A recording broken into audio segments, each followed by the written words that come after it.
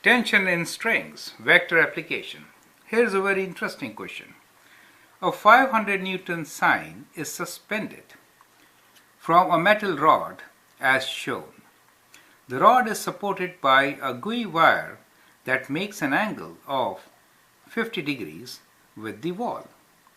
Assume that the rod gives no vertical support to the sign. Calculate the tension in the wire. Calculate the horizontal force of compression in the rod. Correct? So here is the situation. So this is the wire, this is the wall, right? So let's say this is 500 Newton sign is suspended from a metal rod as shown. So this is the metal rod, correct? And that's the sign board.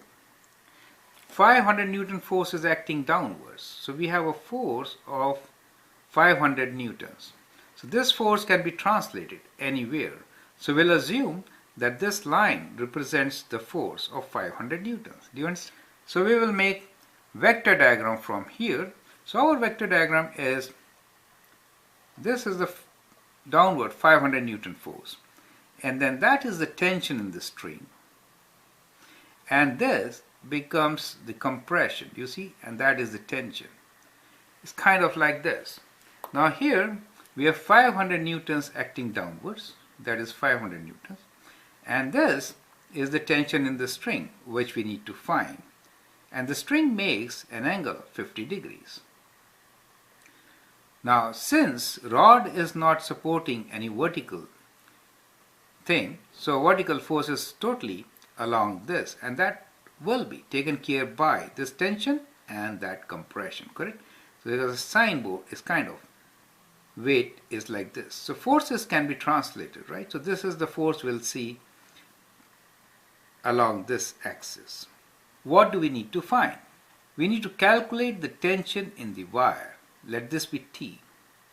And then we need to calculate the horizontal force of compression in the rod. So let me write that as C, correct? So these are the two things which we need to calculate. Now as you can see, this is actually a right triangle.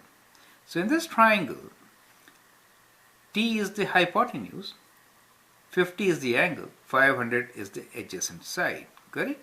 And therefore we can write cos of 50 degrees is equal to 500 over T, correct? And that means T is equal to 500 divided by cos of 50 degrees. So that is how we can find the tension. Now as far as the compression is concerned, which is this part, we'll do both here. So for compression, it is the opposite side, right?